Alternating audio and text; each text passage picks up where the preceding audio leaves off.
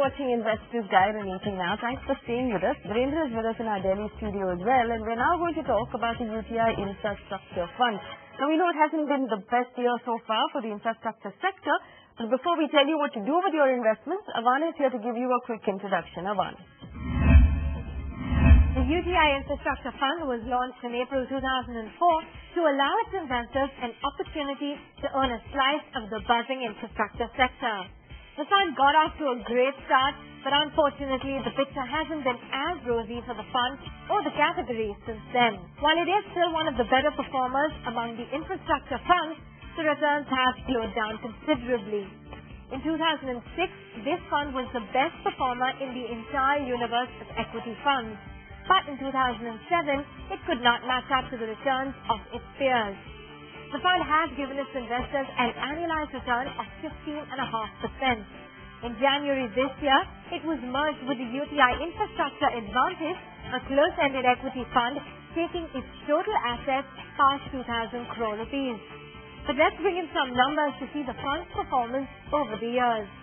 If you invested 1,000 rupees in this fund when it launched, you would have 2,705 rupees today. But is this reason enough for you to add this fund to your portfolio? No need to get tied up in a knot. Our experts have the answer. Thanks, Avan. Well, the UTI Infrastructure Fund hasn't been a very strong performer in the last 2 years, and the infrastructure pack in general has had a very, very bad year. So would you suggest investors stay invested with this fund, or is it time to pull money out? A thematic fund like infrastructure, I think it's a gone story. It is a story gone which has not turned out to be as expected, and extremely disappointing. On top of it, this fund is all the more disappointing. Past 2 years, I think, relative to other infrastructure fund, it has struggled. It has settled at the bottom of the pack, and I think the merger of the other closed-end fund with this fund has also taken its toll in terms of portfolio quality or redemptions from the fund on the open ending. So I would say everything goes against this fund. The category, the infrastructure funds in general are not doing well. The infrastructure fund face redemption, and this fund in particular. And this fund in particular has done worse than other infrastructure funds. So I think it's time to give up on this. All right, to give up on that infrastructure fund, if I'm one of the investors and I've got money in this fund right now, I've seen it dwindle away over the last couple of years. If I'm pulling money out of this fund, what should I do with that money? What would be a better alternative at a time like this? No, I think it is still a great time to be into equity, but not necessarily into infrastructure fund because I don't know how long will it take for it to take off. At some point it will. But nothing deprives an existing, a generic fund manager to capitalize on infrastructure as a theme in his existing portfolio. And so I would say go into, any of the generic, large and mid-cap fund or a mid and small cap fund, depending on your own risk tolerance. Book out of any infrastructure fund that you're in right now. Your final rating, Virendra, for the UTI Infrastructure Fund, what is your rating? I'll give it a 1 star. And even on a risk-adjusted basis, relative to other funds in the infrastructure category, it's a single star, which means it has the worst risk-return trade-off. All right, 1 star there for the UTI Infrastructure Fund. Remember, the Virendra said it's a good time to be in equity, not a good time to be in the infrastructure pack. So pull your money out if you're invested in that fund. That's the advice you're getting right now. Moving on, like we promised, as Diwali approaches, many of you are planning to repaint or renovate a portion of your home. And if you're holding back because of how expensive it is, take a look at how redoing your home doesn't need to burn a hole in your pocket. These are the various loans you can use to finance your home improvements this year.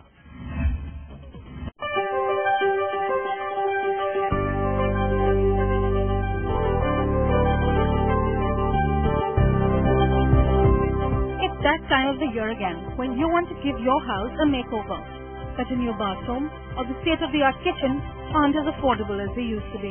The bill could easily run into 6-digit numbers. But don't worry, you now have a variety of loan options at the same interest rate as a home loan just to redo your house.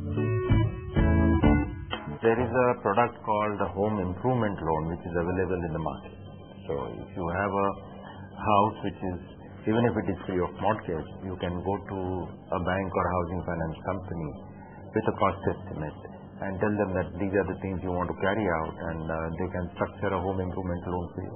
If you have an existing home loan which is not being given to you at market rate, I mean if it's about 10.75 or 11%, then one great option is to shift that loan to another bank. And when you shift that, the new bank would typically agree to give a certain percentage, about 5 to 10% of the amount of loan that is being shifted, as an additional top-up loan. And frequently the top-up comes at the same rate as the loan, as the amount of loan that is being shifted. Now that works out fairly cheap. While personal loans are easily available, the interest rates are very high, 16% or more. That's mainly because these loans are unsecured. If you take a loan against property or a top-up loan, the rates are far lower. Rates for a loan against property today are the same as a new home loan, 10 to 12%, while a top-up loan will cost you about 1 to 2% higher than the rate on your running home loan. But the good news is you don't need to provide additional security for a top-up or a new home improvement loan. Home improvement loan, the security is always the house where you are carrying out the renovation. So typically any bank or a housing finance company will ask for that house as a mortgage, as a security, which can be extended by the person as a security. Of course, we realize that taking a loan just to jazz up your home may seem a little frivolous to some of you. And you're not wrong. Taking an additional loan upon yourself is only worth it when you get some sort of return on it. Any home improvement carried out in a house will improve the life of the house, the quality of the house, which in turn will improve the value of the house. And in fact, when you carry out home improvement, it is you are maintaining the house. So here are your choices. A new home improvement loan, which comes at the same interest rate as a home loan, but adds to your loan burden. Topping up an existing home loan, which is a simple process, but attracts an additional 2% of interest. Or getting a top-up on your loan by shifting to a different lender. While the rates remain the same, the process can take time. Now that you know your options, pick the one that suits you best to give your dream home that well-deserved facelift. Alright, so that's a wrap on this segment. Remember, if you have questions for Dhirendra, you can write to us on the email ID at the bottom of your screen. Also, if you want to be one among the 4 lucky families who will be profiled on this show during Diwali, and we'll also give you a complete financial plan for your entire family, you can write to us as an email ID at the bottom of your screen. Coming up on the other side, Anil Sehgal answering questions on insurance and on units. So don't go anywhere.